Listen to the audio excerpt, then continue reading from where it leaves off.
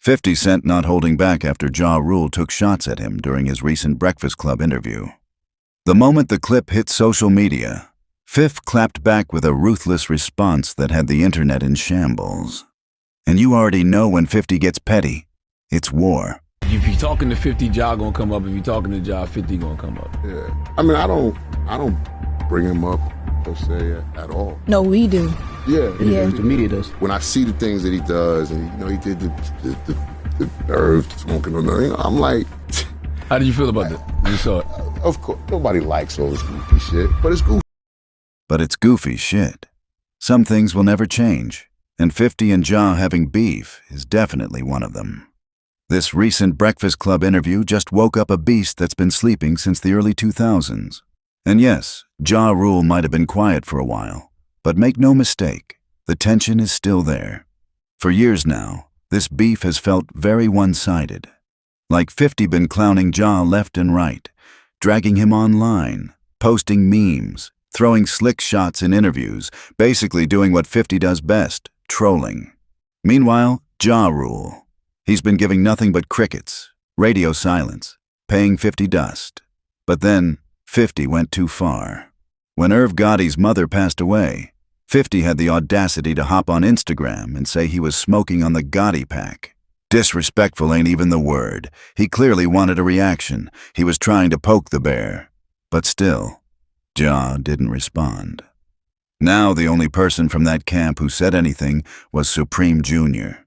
He came out and said what we were all thinking.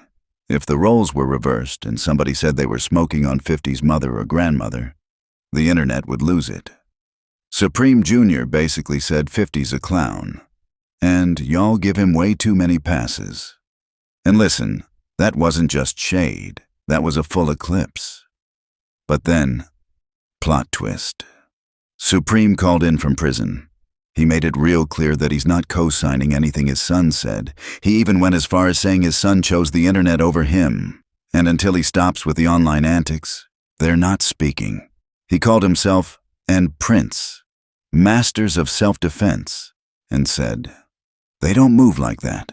And girl, when OGs start talking about self-defense in that tone that's code 4, we don't make noise, we make moves.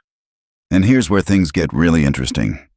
In the Breakfast Club interview, Ja Rule finally broke his silence. When asked about 50's disrespect, he kinda brushed it off at first like, "I don't bring him up, the media does." He even said, "I go to the circus once in a while." AKA he might clap back here and there, but for the most part, he's over it. But you could tell that man was heated inside.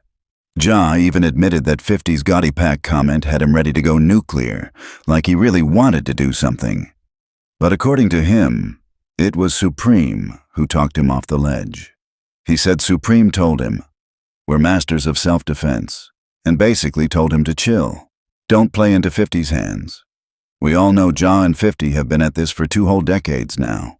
There were real street-level situations in their past. Ja and his crew were linked to 50 getting shot 9 times. That ain't no light drama, that's deep. So to see Ja Rule talk about peace and restraint now, it's giving grown man energy. But also, it's giving, we'll handle this off camera. But let's be real, 50 Cent has been the clear winner in this feud. He blew up musically, business-wise, culturally. He roasted Ja into the ground and kept stomping on him for years. So yeah, Ja's staying silent doesn't necessarily feel like maturity. It kind of